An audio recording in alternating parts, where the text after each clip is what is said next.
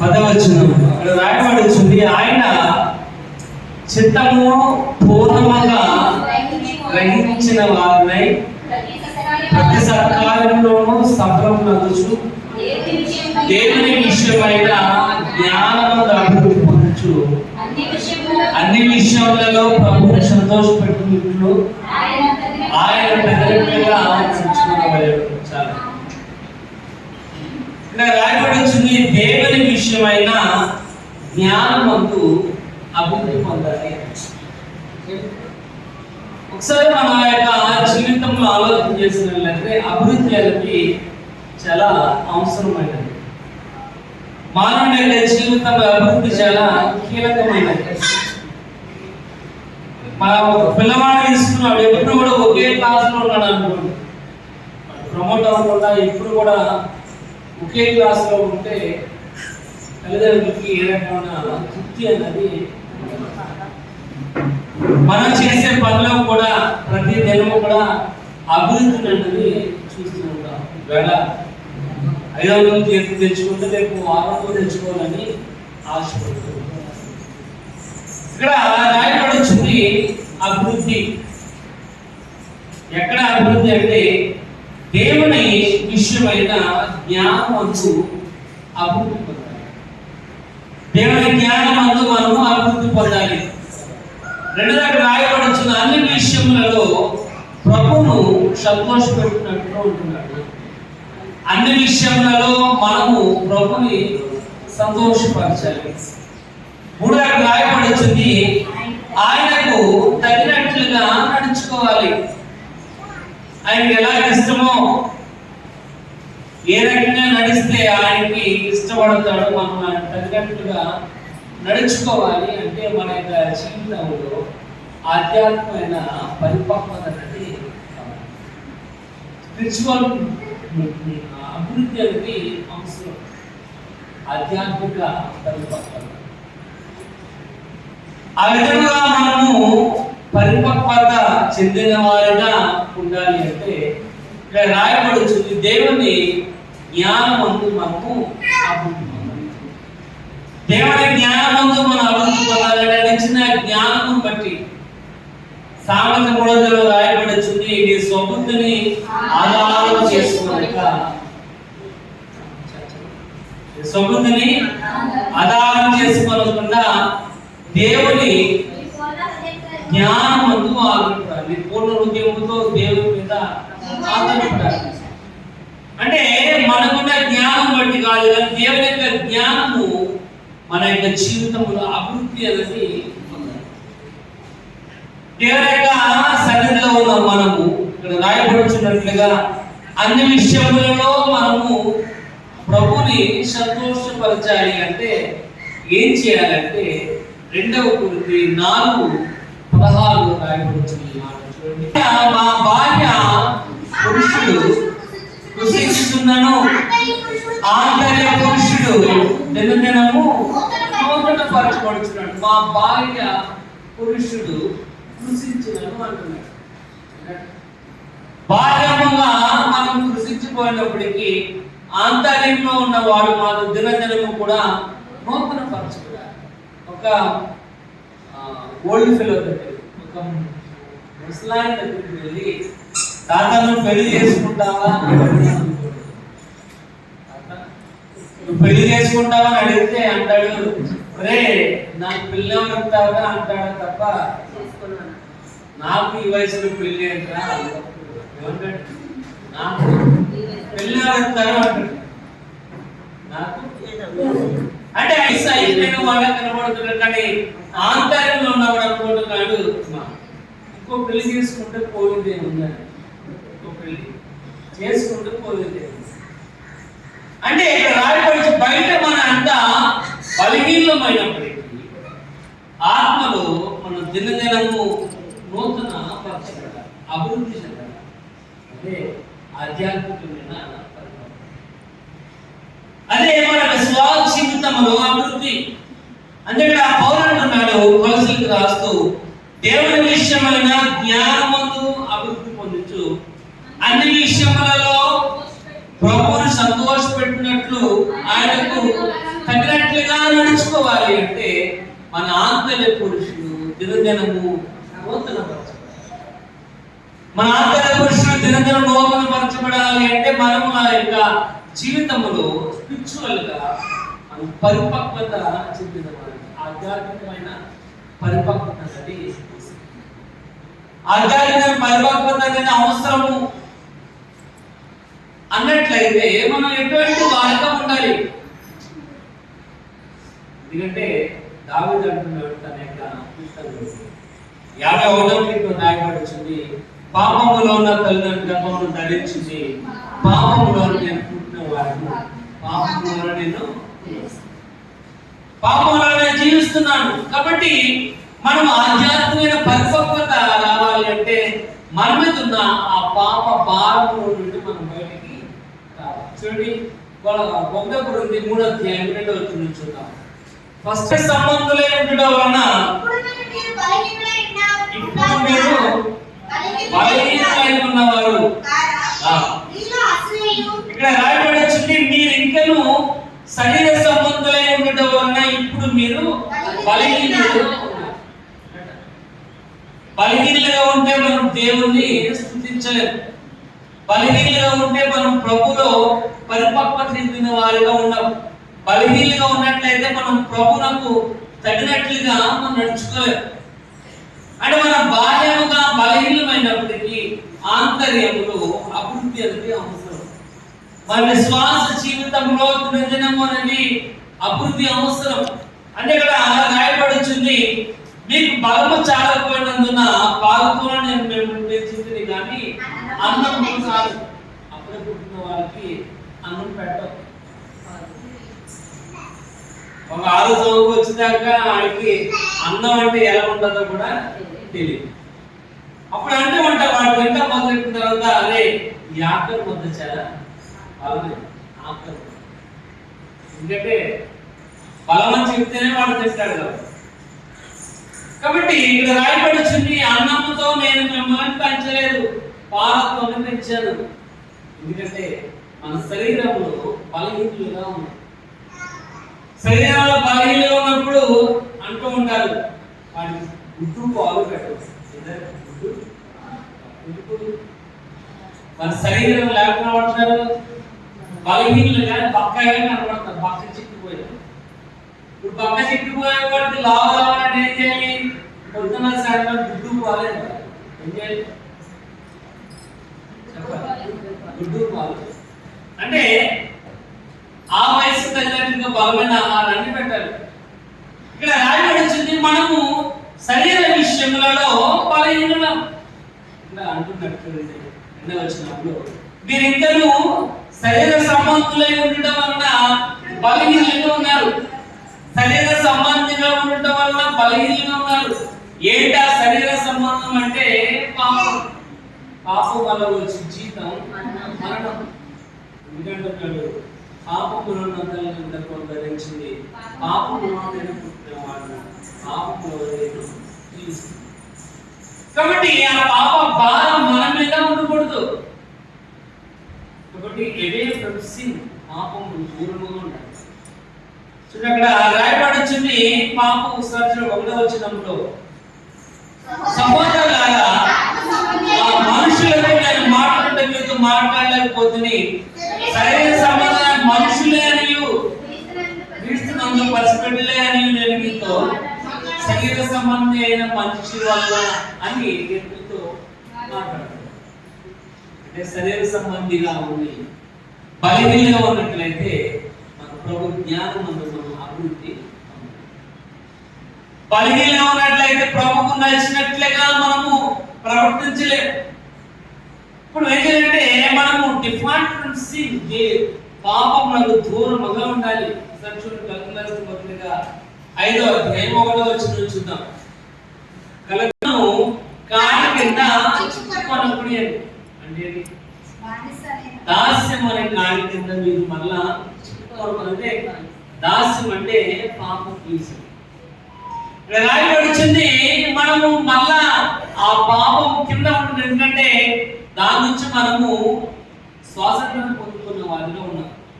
మళ్ళా మీరు ఆ దాస కాడి కిందకు వెళ్ళకూడదు. ఎందుకు వెళ్ళకూడదు అంటే ఇక్కడ రాయబడి వచ్చింది. ఒకసారి చూడండి, రోమిలకు రాసిన పత్రిక 8వ అధ్యాయం 27వ వచనం.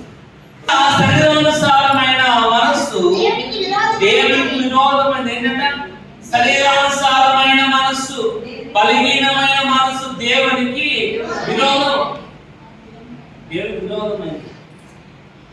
కానీ మన శరీర సంబంధులుగా ఉన్నట్లయితే మన యొక్క జీవితంలో ఆధ్యాత్మికమైన అభివృద్ధి అనేది కనబడదు. మనం శరీర సంబంధులుగా బలహీనంగా ఉన్నట్లయితే మనలో పెరుగుదల అనేది కనబడదు. రాయబడుతుంది, శరీరానుసారమైన మనసు దేవునికి విరోధమైనది కనుక యేసు ప్రభు తన కుమారుని లోకంలోనికి పంపాడు. 3:16 దేవుడు లోకమును ఎంతో ప్రేమించాడు, కుమారుని లోకంలోనికి పంపించాడు. ఇక్కడ కుమారుని పంపించడం వల్ల చూడు, రోమా పత్రికలో 8వ అధ్యాయము చూడండి 5వ అధ్యాయం ఉంది. 5వ అధ్యాయం, మనం ఇంకా పాపులమై ఉండగానే క్రీస్తు యేసు మన కొరకు స్టిల్ వి ఆర్ సిన్నర్స్. మనం ఇంకా పాపులమై ఉండగానే, మనం ఇంకా పాప జీవితంలో ఉండగానే యేసు ప్రభు నీ కోసము తన ప్రాణాన్ని అప్పగించాడు. కనుక అవే ఫ్రమ్ సిన్, పాపములకు దూరముగా ఆ బానిస బ్రతుకులను మళ్ళా నువ్వు వెళ్ళకుండా జాగ్రత్తగా ఉండాలి. అప్పుడే నీ యొక్క జీవితంలో అభివృద్ధి అనేది. మనం ఎటువంటి వారిగా ఉన్నామంటే ఏ వానకి ఆ గొడుగు పట్టి ఏ సీజన్లో ఆ సీజన్కి మనం మారిపోతుంది. ఇప్పుడు దాకా గొడుగులు ఎక్కడ ఉన్నాయో తెలియదు. ఇప్పుడు వర్షం పడుతుంది కనుక గొడుగులు ఎక్కడ ఉన్నాయో బయట గొడుగులు వాడడం అంటే ఏ సీజన్ ఆ సీజన్ తగినట్లుగా మనం మారిపోతుంది. ఏ పరిస్థితులు ఆ పరిస్థితి తగినట్లుగా మనం మారిపోతున్నాం. ఇక్కడ వాక్య భాగం రాయబడి వచ్చింది ఏంటంటే స్టిల్ వి ఆర్ సిన్నర్స్, మనం ఇంకా పాపులమైనది కానీ ఆయన నీ కోసం తన ప్రాణాన్ని అప్పగించాడు. కనుక ఆ దాస్యం కార్యాన్ని మరలా మనము చిక్కుకోకుండా జాగ్రత్తగా ఉండాలి. ఆ దాస్యం కార్యానికి వెళ్ళకూడదు. ఎందుకంటే బలహీనంగా ఉన్నట్లయితే దేవుని యొక్క సన్నిధిలో దేవునికి తగినట్లుగా మనము నడుచుకోలేము, ప్రవర్తించండి. సార్ చూడండి, యాకోబు పత్రిక 4:4 చూద్దాం. యాకోబు 4:4. దేవునితో వైరం చాలా ఏంటంటే ఈ లోకపు యొక్క స్నేహం దేవునితో వైరం అంటే వైరం అంటే శత్రుత్వం. ఎవరు శత్రువు ఉంటుందంటే ఈ లోకమును ప్రేమించేవాడు. లోకములో ఉన్నటువంటి నేత్రాశ, శరీరాశ, జీవపడము, లోకములు ఉన్నది ఏది కూడా దేవుని దగ్గర నుండి వచ్చినది. లోకములో ప్రేమించినట్లయితే అది దేవునికి శత్రువు కింద లెక్క. రాయబడుతుంది, లోక స్నేహము దేవునికి వైరం. చూడండి, మన శత్రువు మన ముందు కనపడడానికి ఎన్ని సంవత్సరాలు అయినా వాడన్న మాట మనకి. ఎందుకంటే శత్రువుడు మన త్వరగా మర్చిపోలేదు. ఇంకా ఆయన కూడా నాకు సెలవుస్తున్నట్టుగా ఈ లోక స్నేహం దేవుడితో వైరం. కానీ మనం లోకములో ఉన్న వాటిని ప్రేమించకూడదు. ఎందుకంటే శరీరానుసారమైన మనసు దేవునికి విరోధమైనది. వాక్యవాదులు రాయబడుతుంది. మనం ఏం చేయాలంటే ఆత్మ సంబంధమైన వారు ఉన్నారంటే దేవుని జ్ఞానం మనము ఆత్మానుసారంగా మనం జీవించాలంటే మనలో ఆంతర్య పురుషుడు దినదినము నూతన పరచబడాలి. బాహ్య పురుషుడు గుర్తించిపోయినది, ఆంతర్య పురుషుడు మనము ఏమిటంటే నూతన పరచబడాలి. ముందు రాసుకుంటున్న మన ఇదిగో ఎవరైనా క్రీస్తు చేస్తున్నటువంటి వాడు పాత గతించి ఇదిగో సమస్తం కూడా కొత్తవి. కాబట్టి మనము నూతనమైన సృష్టిగా ఉండాలి. ఇక్కడ రాయబడి వచ్చింది ఏంటంటే శరీరానుసారమైన మనసును మనం కలిగి ఉండకూడదు. బలహీనంగా ఉండకూడదు. మెయిన్ బలహీనం ఉన్నట్లయితే ఏం చేస్తుంది, మనం జ్వరం వచ్చింది అనుకోండి, జ్వరం చేస్తున్నారు మనకు తొంగి తీస్తూ ఉంటుంది బలహీనత. మనం అదే బలహీనతలో ఉండేమో, అదే బలహీనత నుండి ఇంకా బలహీనత ఎక్కువ అవుతుంది తప్ప అంటే మనం యాక్టివ్గా ఉండాలి. అప్పుడే అది భయపడి పారిపోతుంది. అంటే బలహీనంగా ఉన్నాం అనుకోండి, ఇంకా బలహీనం అయిపోతాం. అప్పుడు మనం దేవుడు తగినట్లుగా మనం నడుచుకుంటాం. అప్పుడు దేవుని యొక్క జ్ఞానం మనము అభివృద్ధి పొందలేము. ఇక్కడ రాయబడిచినట్లుగా చూడండి, అదే రోగులు రాసిన 5వ అధ్యాయం సాక్ష్యం 5:10 రోమ 5:10 శత్రువుమై ఉండగా ఆయన కుమారుని యొక్క మరణము ద్వారా మనం దేవునితో సమాధానం కలిగిన ఏదైనా మనం శత్రువుమై ఉండగా పాపము మన లోకమును ప్రేమించినట్లయితే, లోకము స్నేహం చేసినట్లయితే మనం దేవునికి శత్రువులు అయిపోతూ ఉంటాం. ఇది రాయబడుతుంది. మనం ఇంకా శత్రువులమై ఉండగా తండ్రి తన కుమారుని పంపించడం ద్వారా, కుమారుని యొక్క రక్తము ద్వారా, కుమారుని యొక్క ప్రాణం అర్పించడం ద్వారా దేవునితో మనకు సమాధానాన్ని కలిగిన వారితో దేవుని యొక్క వాక్య భాగం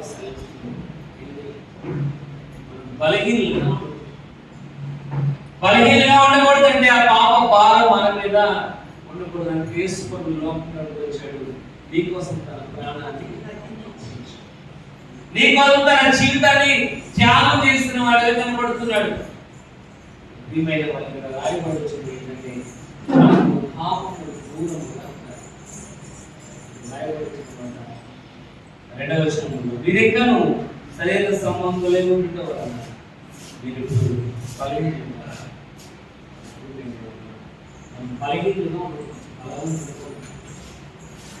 ఒకసారి చూడండి, ఎఫెసీ రాసిన పత్రిక 4 మనసు కలిగిన వారై అంటే ఇంకా భయంకరమైన బలహీనమైన జీవితమును వాడు గడిపి అంధకారంలో వారు జీవించడం వల్ల వ్యర్థత కలిగిన వారిగా వారిలో there is no use, ఉపయోగం లేదు. ఇక్కడ రాయబడుతుంది, వ్యర్థతను అనుసరించి వారు నడుచుకుంటున్నారు. ఏదో దేవునికి విరోధమైందో దాన్ని అనుసరించి నడుచుకుంటున్న వారుగా కనబడుతున్నారు. వేరేగా ఉంది ఇక్కడ మన దేవునికి విధేయత కలిగి ఆయనకు మనం లోబడి జీవించినట్లయితేనే మన యొక్క జీవితంలో అభివృద్ధి అనేది రాయబడుతున్నట్టుగా లోక స్నేహం దేవుడితో లోకంలో ఉన్న వాడిని ప్రేమించకూడదు. మనం ఇంకా శత్రువులు లేదు. కుమారుని మరణం ద్వారా దేవునితో సమాధానం కలిగిన వాడు కాబట్టి మన అభివృద్ధి చెందాలి. రాయబడుతున్నట్టుగా మనం ప్రభువు తగినట్లుగా మనం నడుచుకోవాలి. అంటే మనలో ఉన్న యొక్క పాప పాలన మనం విడుదల పొందాలంటే ఒకే ఒక మార్గం చేసి ఆయన ఇంకో తన ప్రాణాన్ని అప్పగించాడు. నువ్వు భరించవలసిన అవమానము, నువ్వు భరించవలసిన శిక్షను ఆయన భరించాడు. కనుక మరలా దాసపు కార్యక్రమానికి చిక్కుపడుతున్నా స్వతంత్రులుగా రెండవ చూద్దాం. అక్కడ చూద్దాం, రెండవ చూద్దాం. అదే 1-2-3 అధ్యాయము 6వ వచనం చూద్దాం. నీళ్ళు పోస్తేను వృద్ధికలను చేయవాడు దేవుడే. ఎవరు నాటినప్పటికీ అభివృద్ధి పరిచేవాడు మాత్రము దేవుడు. ఎన్ని ఇబ్బందులు కష్టములు వచ్చినప్పటికీ నీ యొక్క జీవితమును దేవుని యొక్క ఆధీనము లేకపోయినట్లయితే అభివృద్ధి కలిగజేసేవాడు. నాటిన నీళ్ళు పోస్తాడు, అభివృద్ధి పరిచేవాడు మాత్రం వృద్ధి కలిగజేసేవాడు ఆయనే. మన యొక్క జీవితంలో వృద్ధి కలగాలి, అభివృద్ధి కలగాలి అంటే చూడండి 92వ కీర్తన 13వ వచనం సార్ చూద్దాం. 92వ కీర్తన 13వ వచనం. మందిరములో నాటబడిన వారై రాయబడుచుంది, యెహోవా మందిరములో నాటబడిన వారు ఉండాలి. అంటే ఎలా ఉండాలంటే గడ్డి మొక్కగా ఉండకూడదు. గడ్డి మొక్కగా ఉందనుకోండి, ఎవరైనా పీకారు అనుకోండి, అది వస్తుంది బేడతో పాటు వచ్చేస్తుంది. ఏంటది? గడ్డి మొక్క. రాయబడి గడ్డి మొక్క కాదు, మనం ఎంతగా పెరుగుతున్నామో మన పేరు అంత భూమిలో బలముగా నాటబడిన వారు అందుకు రాయబడుతుంది. మందిరములో నాటబడిన వారే అని రాయబడుతుంది. మందిరంలో నాటబడిన వారే.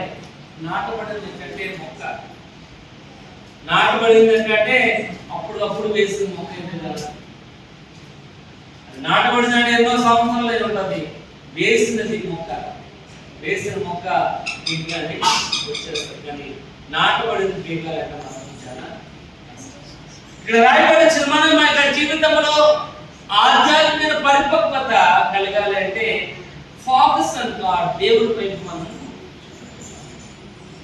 అదే రాయబడింది. నేను నాటుకుని అప్పలో నీళ్లు పోసాను, వృద్ధి కలుగ చేయవాడు మాత్రము దేవుడి ఫోకస్ అంటాడు. ఆయన ఎబ్రీ 12 రాయబడుతుంది. విశ్వాసం కర్తదాన్ని కొనసాగించేవాడు నేను యేసు వైపు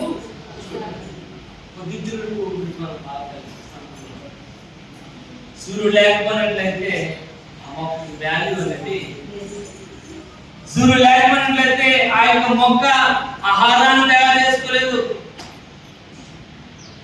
మనం కూడా సైన్స్ లో సబ్జెక్ట్ ఫస్ట్ లెసన్ సైన్స్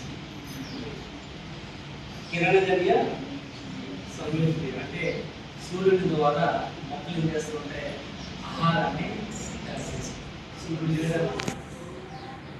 సూర్యుడు లేకపోయినట్లయితే మొక్కకి ఆహారం అనేది తీసుకుంటే మొక్కలు ఫలం అనేది ఉంటుంది. ఫలం కావాలంటే ఆహారం అది సూర్యుడి ద్వారా మాత్రమే వస్తుంది.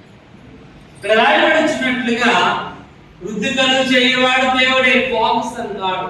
దేవుని వైపు మనము చూడాలి, ఆయన వైపు చూడాలి. విశ్వాసకర్తను కొనసాగించేవాడైనా యేసు వైపు చూస్తూ మీ ముందు చూడిన పన్నెండులో ఓపికతో ఇష్టమాలు చాలా మంది లాటరీ పెడతారు. 10 రోజులకి 50 రూపాయలు, 10 రోజులకి మళ్ళీ 10 రోజులకి 100, మళ్ళీ 10 రోజులకి 150. అక్కడ ఉండాలి.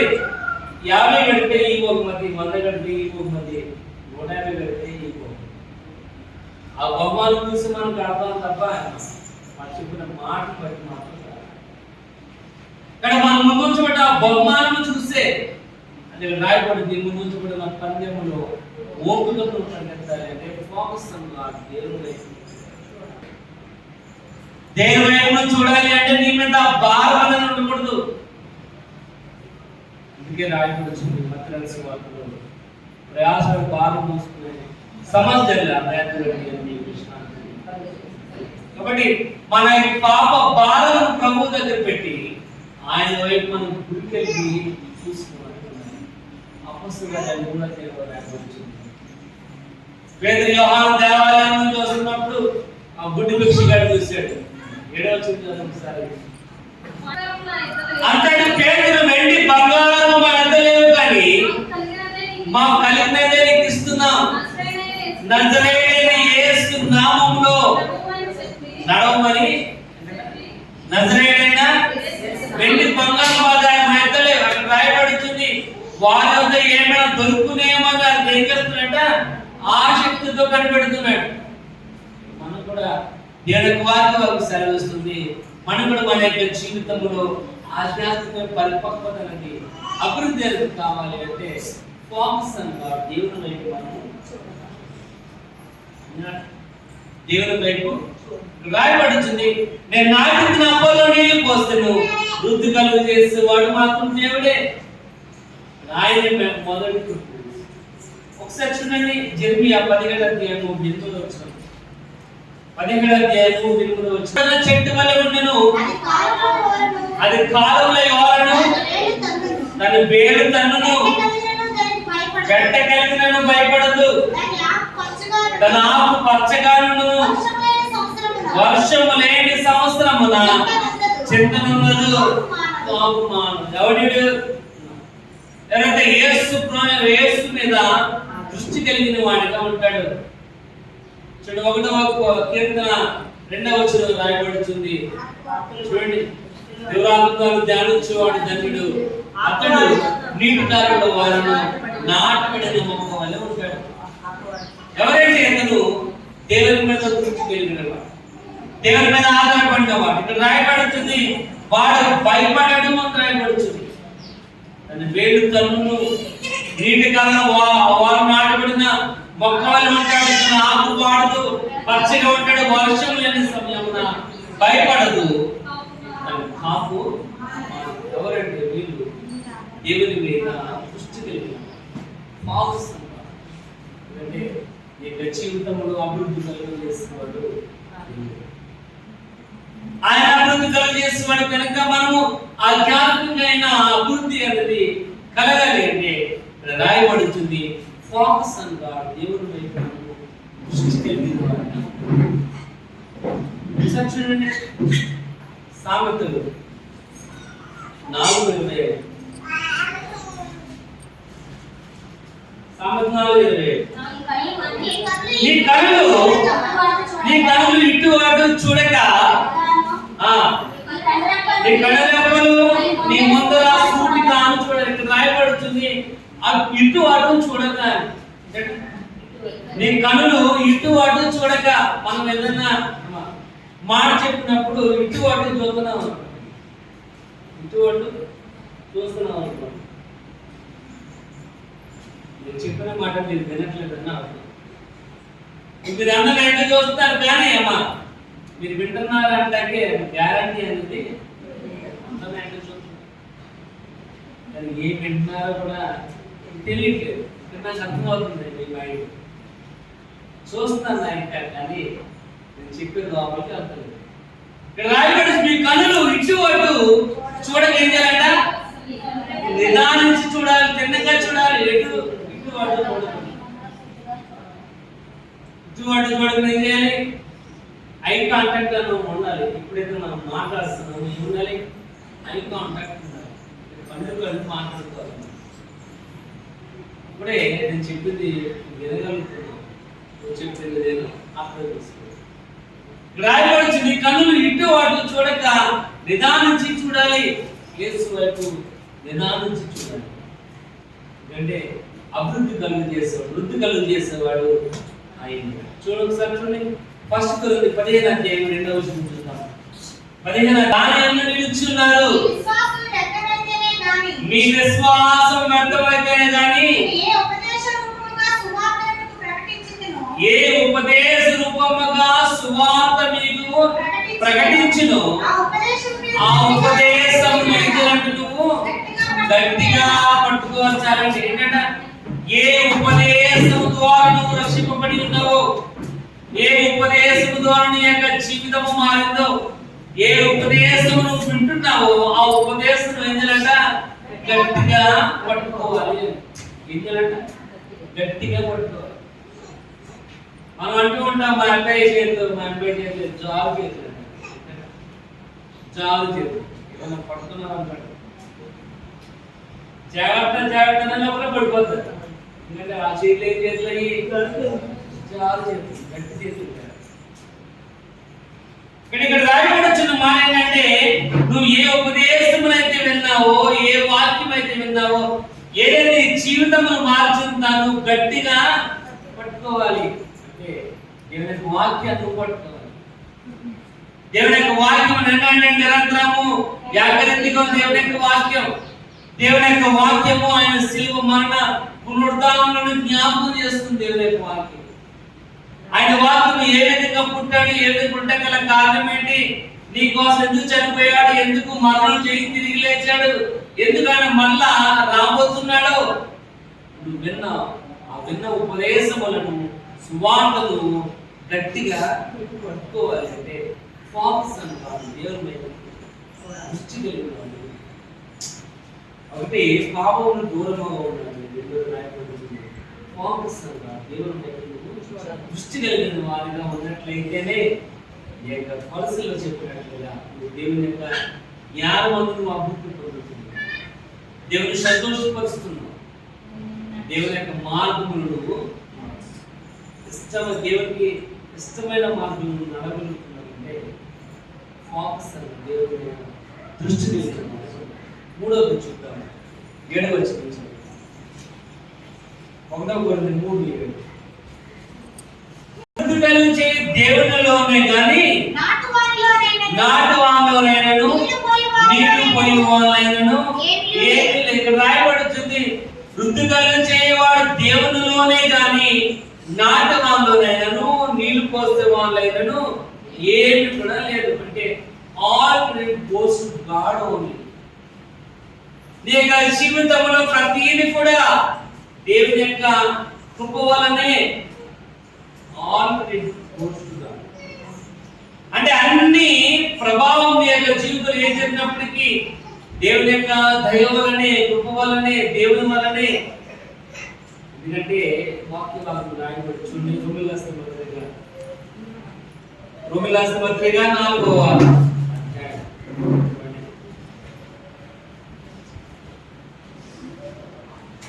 3:24. రోమా 3:24. ఆయన కృప చేతనే క్రీస్తు యేసునందలి విమోచనము ద్వారా ఉచితముగా నీతిమంతులుగా తీర్చబడ్డారు. ఏంటంటే ఆయన విమోచనం ద్వారా ఉచితముగా నీతిమంతులుగా తీర్చబడ్డారు. మనం దానికోసం ఏ రకమైన డబ్బులు కట్టనవసరం లేదు, దానికోసం మనం డబ్బులు చెల్లించిన అవసరం లేదు. ఎలాగంటే మనము ఉచితముగా నీతిమంతులుగా తీర్చబడ్డాం. ఉచితముగా ఆయన విమోచనం ద్వారా ఉచితముగా ఉచితముగా అన్నాను కాబట్టి ఇక్కడ అవసరవలసిగా కనపడుతుంది. ఉచితముగా అన్నాను కాబట్టి అవసరవలసిగా కనపడుతుంది. అదే డబ్బులు పెట్టి రావాలనుకుంటున్నాను. డబ్బులు పెట్టి రావాలంటే మారడానికి అవకాశం అందరూ వెళ్ళిపోయారు. ఇలా ఫంక్షన్ జరుగుతున్న ఫంక్షన్ ఉచితంగా కదా, ఈ వారం కాకపోతే డబ్బులు పెట్టాలి. అదే ప్రైవేట్ స్కూల్లో మనం జాయిన్ అయిన పిల్లల్ని మానిపించాలంటే మానిపించాలి అమ్మా. ఎందుకంటే రే డబ్బులు కడుతున్నాను, స్కూల్లో డబ్బులు కడుతున్నాను, ఒక్కరోజు కూడా మానడానికి గవర్నమెంట్ స్కూల్ అంటే అమ్మా డబ్బులు కట్టాలి కాబట్టి 2 రోజులు మానేసినా 3 రోజులు మానేస్తాను ప్రాబ్లం లేదు. కానీ నేషనల్ పోలేదు, కానీ మనం వెళ్ళకపోయిన ప్రాబ్లం అనేది. కానీ ప్రైవేట్ స్కూల్కి మాత్రం వెళ్ళకపోతే డబ్బులన్నీ కూడా మనం డబ్బులు పెట్టాలి. ఇక్కడ రాయబడి వచ్చింది 3:24లో మనం విమోచనం ద్వారా ఉచితముగా నీతిమంతులుగా తీర్చబడ్డాం. అంటే ఫ్రీ. చూడండి ఎఫెసీ రాసిన పత్రిక 2వ అధ్యాయం చూడండి 7 ఎఫెసీ 2వ అధ్యాయం. మీరు విశ్వాసం ద్వారా కృప చేతనే రక్షింపబడి ఉన్నారు. ఇది మీ వలన కలిగినది కాదు, కానీ దేవుని యొక్క వరం. నీ వల్ల వచ్చింది కాదు, నీ బలం వల్ల కానీ, నీకున్న జ్ఞానం వల్ల కానీ, నీకున్న ధైర్యం వల్ల కానీ, నీకున్న ఆరోగ్యం వల్ల మాత్రం కాదు, కానీ దేవుని యొక్క వరం. All credit goes to God only. అన్ని కూడా దేవునికి చెందవలసినవే, ఇక్కడ ఆయన వల్ల మాత్రమే. ఎందుకంటున్నాడు ఇక్కడ ఎవడో పోసినప్పుడు, అప్పల్లో నీళ్ళు వేసిన, అప్పలో మొక్క నాటిన, వృద్ధి కలిగి చేయవాడు దేవుడే.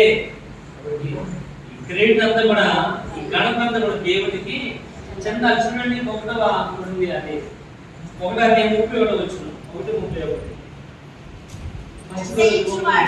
అతిశయించువాడు ప్రభునందు అతిశయింపవలెను. ఏంటంటే అతిశయించువాడు ప్రభునందు అతిశయించాలి. కాబట్టి ఎవరైనా అతిశయిస్తే గొప్ప చెప్పుకుంటారో ఆ గొప్ప నీదిగా దేవుడు. నేను కాబట్టి ఇల్లు కట్టానంటే నువ్వు కాదు ఇల్లు కట్టింది, యెహోవా ఇల్లు కట్టించి నేను అలా కట్టలో ప్రయాసము పెడతాం. కాబట్టి ఇల్లు కట్టింది ఎవరంటే నేను. కాబట్టి ఆరోగ్యం ఉన్నాను, ఏ జబ్బు నాకు లేదు అంటాకు లేదు. ఎందుకంటే నీకు ఏ జబ్బు లేకుండా చేసింది ఎందుకంటే ఆయన ఒక క్షణము కాదు, నిమిషం కాదు. నీటి పొడి లాంటిది గట్టి పువ్వు లాంటిది మాకు ఏ క్షణమున ఉంటుందో ఊడిపోతుందో కూడా తెలియదు. ఆవిరి వంటిది. నన్ను ఆరాధించండి అని ఆయన పిలవగానే ఆయన పిలుపు విన్నవాడు తక్షణమే వెళ్ళిపోవాలి. ఏమంటే నాలుగులో ఉంటానంటే కుదరదు. ఇక్కడ నిమిషం మాత్రమే మన యొక్క జీవితంలో అతిశయించేవాడు ప్రభునందు మాత్రం అతిశయించదు. ఎందుకంటే ఆలుకి దేవుడికి మాత్రమే చెందాలి. దేవుని జీవితంలో ఘనత మాత్రం దేవుడికి మాత్రమే చెందాలి. వాడు అంటున్నాడు మాత్రం నేను కాబట్టి ఇదిగో కొట్లాడి మొత్తం కట్టించుకున్నాడు. నా ప్రాణమా సుఖించము తినుము తాగుము ఎంజాయ్ సెల్ఫ్ అన్నాడు. ఆ రోజు రాత్రి వాడు ప్రాణంను పోగొట్టుకున్నాడు. ఉపయోగం రాయబడి వచ్చింది, అతిశయించు వాడు ప్రభువునందు అతిశయించు. ఎవరు నాటినప్పుడు ఎవరు వేసినప్పుడు అభివృద్ధి పరిచేవాడు మాత్రము. మనం ఆధ్యాత్మిక పరిపక్వత కలిగిన మన విశ్వాస జీవితం అభివృద్ధి పొందిన వారుగా ఉండాలి అంటే ఒకే ఒక మార్గము యేసు మార్గం. కాబట్టి ఆ క్రీడంతా కూడా ఆయనకి చెందవలసింది. ఇక్కడ ఆయన అంటున్నాడు కౌసల్యస్త పత్రికలో, దేవుని విషయమైన జ్ఞానమును అభివృద్ధి పొందాలి. అన్ని విషయములలో ప్రభువును సంతోషపెట్టినట్లుగా ఆయనకు తగినట్లుగా నడుచుకోవాలి. అంటే మన యొక్క జీవితంలో ప్రతి ఘనత కూడా మనం దేవునికి అప్పగించాలి. అతిశయించువాడు ప్రభువునందు దేవునికి మాత్రం అవసరం. మన యొక్క జీవితంలో ఆధ్యాత్మికమైన అభివృద్ధి కలగాలి. మన మీద నా పాప భారం ఏంటంటే తీసివేయాలి. పాప భారం తీసివేయాలి అంటే అది మనం వేసుకున్న షర్ట్ కాదు తీసేయడానికి. ఆ పాప భారం తీసివేయాలి. యేసు ప్రభుని మన సొంత రక్షణగా నీ సొంత రక్షణగా అంగీకరించినప్పుడే ఆ పాప భారం నీకు తీయబడి నువ్వు స్వతంత్రులుగా ఉండగలవు. గలతీ 5:3 రాయబడి వచ్చినట్టుగా మనం స్వతంత్రులుగా, అప్పుడే మనం దేవుడి మీద గురి కలిగిన వారికి ఉంటాం. ఎప్పుడైతే మన మీద ఏ భారము లేదో, ఏ భారము లేదు, అప్పుడే మనము దేవుడి మీద గురి కలిగిన వారిగా ఉండగలం. భారం తీసివేస్తాడు కనుక దేవుడి మీద గురి కలిగింది అంటే జీవితంలో ప్రతి ఘనత కూడా దేవుడే కారణం. కాబట్టి ఎవరు నీళ్ళు పోస్తున్నప్పుడు, ఎవరో ఏమి చేస్తున్నప్పుడు రాయబడి వచ్చింది వృద్ధి కలుగు చేయవాడు. మనము సత్యుని వచ్చిన మళ్ళీ చదువుకున్నాము. కాబట్టి వృద్ధి కలుగు చేయ దేవునిలోనే కానీ నాటి వాళ్ళను నీళ్లు పోయిన వాళ్ళను ఏమి కూడా లేదు. నాటి వాళ్ళని నీళ్లు పోసిన వాళ్ళని ఏమి కూడా లేదు. దేవుని వారికి బాగు సల్లిస్తున్నట్లుగా మన యొక్క జీవితంలో స్పిరిచువల్ గా ఆధ్యాత్మికమైన అభివృద్ధి కలగాలంటే ఒకే ఒక మార్గం మనకి యేసే మార్గం. ఆయనే మనం బలపరిచేవాడు, స్థిరపరిచేవాడు ఉన్నాడు. ఆయన మీద ఆధారపడడం, మనం మన కన్నులు ఆయన మీద వేసి అటు ఇటు అటు చూడకుండా నిదానించి ఆయన చూసే వాళ్ళు